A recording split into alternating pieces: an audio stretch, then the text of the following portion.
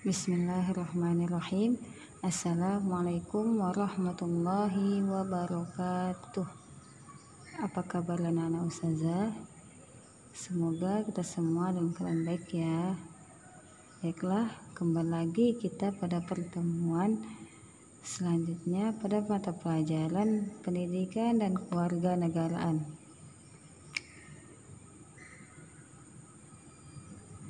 Nah, pada kesempatan kali ini kita akan membahas tentang keberagaman agama, ras, dan antar golongan. Baiklah, sebelum kita mulai pelajaran, marilah kita mengucapkan basmalah. Bismillahirrahmanirrahim. Nah, adapun dalil mengenai materi yang akan kita bahas yaitu terdapat dalam Quran surah Al-Hujurat ayat 13 yang artinya, wahai manusia, sungguh kami telah menciptakan kamu dari seorang laki-laki dan seorang perempuan. Kemudian kami jadikan kamu berbangsa-bangsa dan bersuku-suku agar kamu saling mengenal. Sungguh yang paling mulia di antara kamu di sisi Allah ialah orang yang paling bertakwa.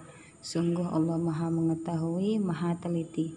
Quran surah Al-Hujurat ayat 13. Nah, kita masuki materi kita, yaitu yang pertama keberagaman agama dan kepercayaan.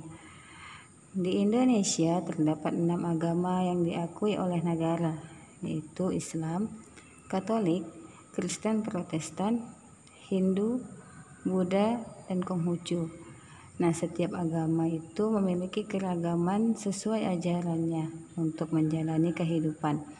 Perbedaan dalam beragama tidak menghambat masyarakat dalam pergaulan, sehingga terciptalah persatuan dan kesatuan tanpa memandang agama yang dianut. Nah, tahukah kamu apa saja penyebab keberagaman agama di Indonesia? Ayo, coba pikirkan. Baiklah, nah karena Indonesia memiliki kekayaan alam yang melimpah dan diperlukan oleh bangsa lain, sehingga menyebabkan para pedagang dari berbagai bangsa berdatangan ke Indonesia. Nah, selain berdagang, mereka juga menyebarkan ajaran agama. Masyarakat Indonesia menerima keenam agama tersebut. Nah, sebagai generasi penerus bangsa, semua agama mengajarkan kepada umatnya agar berbuat baik dan benar. Kesadaran beragama merupakan perwujudan keyakinan manusia terhadap keberadaan Tuhan Yang Maha Esa. Oke, sebagai generasi bangsa, kita harus mempunyai sikap taat dalam beragama, yaitu menjalankan semua perintahnya dan menjauhi semua larangannya. Nah, yang selanjutnya keberagaman ras. Manusia diciptakan dalam kelompok ras yang berbeda. Ras adalah kelompok besar manusia yang memiliki ciri-ciri khas dan sifat fisik yang berkembang secara biologis. Ras bersifat tetap atau permanen karena merupakan keturunan. Ciri-ciri fisik yang umum seperti warna kulit, warna dan bentuk rambut, bentuk muka, serta warna dan bentuk mata. Ciri yang tidak tampak adalah golongan darah. Nah, beberapa ras yang ada dalam masyarakat Indonesia adalah sebagai berikut. Yang pertama, ras Malayan Mongoloid yang ada di Sumatera, Jawa, Bali, Nusa Tenggara Barat, Kalimantan, dan Sulawesi. Yang kedua, ras Melanosoid yang mendiami daerah Papua, Maluku, dan Nusa Tenggara Timur. Yang ketiga, ras Asiatik Mongoloid seperti orang Tionghoa, Jepang, dan Korea. Ras ini tersebar di seluruh Indonesia.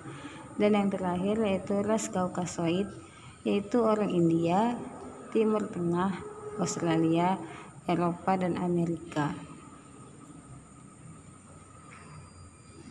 Keberagaman ras di Indonesia berpotensi menimbulkan konflik yang dapat merugikan masyarakat dan bangsa Indonesia. Nah, oleh karena itu, setiap warga negara harus saling menghormati dan menghargai setiap keberagaman agar kehidupan dalam masyarakat selalu damai dan tentram. Nah, yang selanjutnya keberagaman antar golongan. Keberagaman masyarakat di Indonesia dapat dilihat dari struktur masyarakatnya. Struktur masyarakat Indonesia ditandai dengan dua ciri.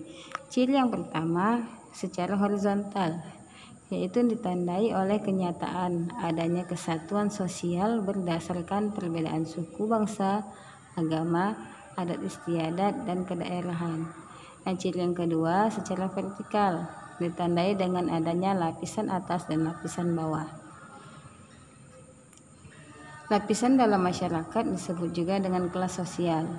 Hal tersebut dapat menyebabkan adanya perbedaan kelas dalam lapisan masyarakat atau terjadinya penggolongan kelas bertingkat seperti kelas tinggi, kelas sedang, dan kelas rendah.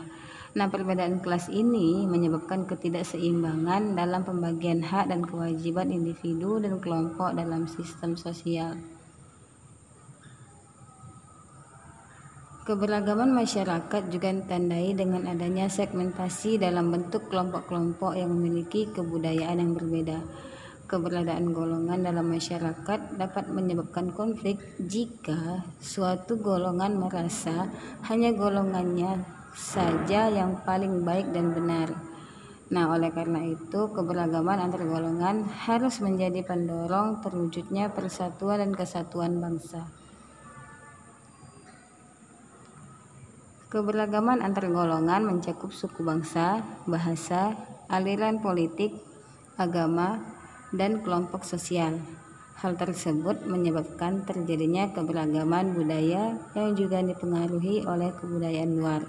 Nah, misalnya proses asimilasi menambah ragam jenis kebudayaan di Indonesia. Manusia, lingkungan alam, serta perubahan nilai-nilai dan sikap juga mempengaruhi keberagaman budaya. Nah, sekian materi kita pada kesempatan kali ini. Selanjutnya silahkan kalian kerjakan latihan berikut di buku latihan kalian. Selamat mengerjakan. Kita tutup dengan lafaz hamdalah. Alhamdulillahirrabbilalamin.